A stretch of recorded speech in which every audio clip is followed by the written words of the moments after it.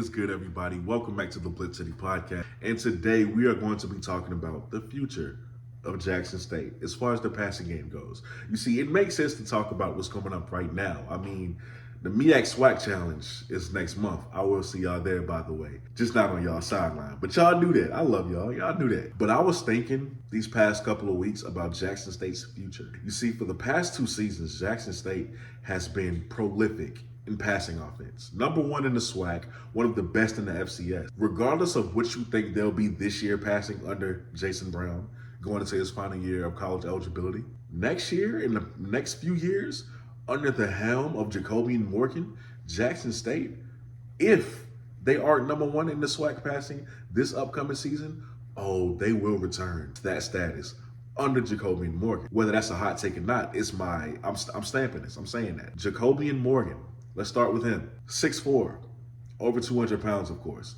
A freakish athlete. He has the biggest arm in that Jackson State quarterback room.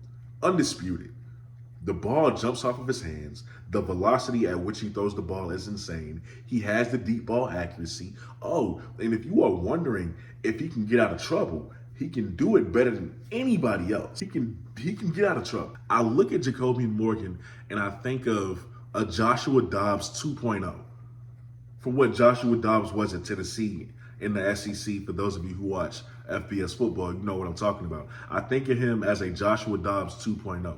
More athletic, just as big of an arm, just as good as a velocity. Then you look at the receiving core and the weapons that he'll have. Because see, you could be a talented quarterback, but you need good weapons. It has to go hand in hand. The weapons he'll have in say the next 2 years, the guys who will still be here, it's insane. Jackson State has been wide receiver U for the past 2 years. They not falling off anytime soon. Let's look at some, not all, but some of the receivers who will still be there. Isaiah Kendall, 4-star wide receiver, 6'3", 175 pounds, a.k.a.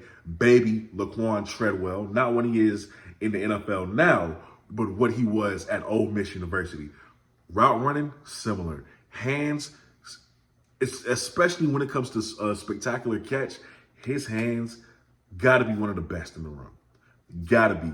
Isaiah Kendall has the ability to make the best contested catches. And you just say to yourself, damn, how did he do that? Just very athletic. When it's time to go get the ball in the air, I don't think anybody's more athletic than Isaiah Kendall. Then you go to the other Isaiah Spencer, who should have been a 4-star recruit, in my opinion, but that's only better for y'all that y'all got him because he's 4-star talent. Isaiah Spencer, Isaiah Kendall, they're only freshmen right now, but with Isaiah Spencer, he looks like a kid who could have been playing, getting legitimate minutes as a true freshman right now just because of how that kid's built. Mind you, he's very happy to be a Jackson State Tiger. When you speak on the fact that he's 6'3", number 1. 6'3", he'll be over 200 pounds. You will not bully Isaiah Spencer. Suppress him if you want to, but this is a versatile kid. To be that big and to be that versatile and athletic, he's an anomaly, okay? So you can use him on screens, deep ball without question, okay? If you want to get it to him quick, just know when he catches that ball, he's leaving with something. He ain't a guy who's gonna catch the ball and get tackled right there as he catch it. I mean, I'm from around the way. I'm leaving with something. He's leaving with something. He's gonna get some yak yardage, okay? After Isaiah Spencer, 7 McGee. He still has a couple years of eligibility left. You know what 7 McGee will do. I'm looking at 7 now. He's my favorite player in college football. Y'all know that. He was at Oregon. I'm an Oregon fan. That doesn't stop because he's at Jackson State. 7 McGee, I look at him now and I say, well, damn. I'm looking at these videos he's posting and he's making these acrobatic one-handed catches and the bunnies are insane. And I'm saying, when did he develop this?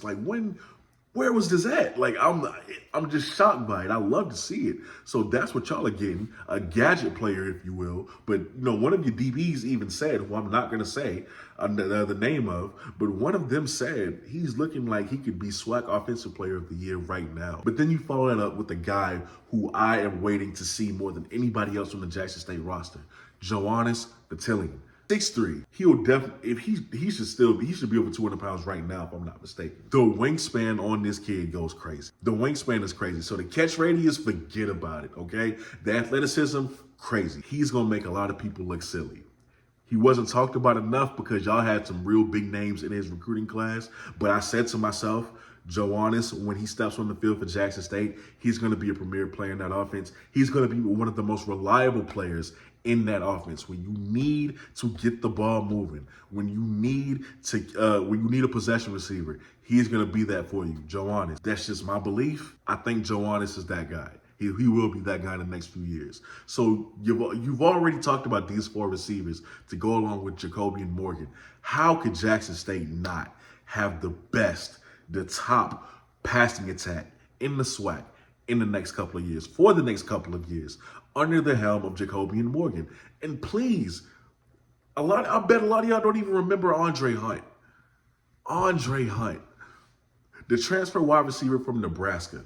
How many of y'all remember him? Let me refresh your memory if you don't. Came from Nebraska. My guy is fast. He has the quickness to separate himself from other DBs. The hands is fine. The hands are fine. But his speed and his quickness is what is going to make him the explosive guy in that offense. Jackson State has always had that explosive guy in the passing attack, starting from Warren Newman the past 2 years under the Prime regime. Willie Gaines last year, he was the electric guy. This guy, Andre Hunt, will keep that thing going for Jackson State.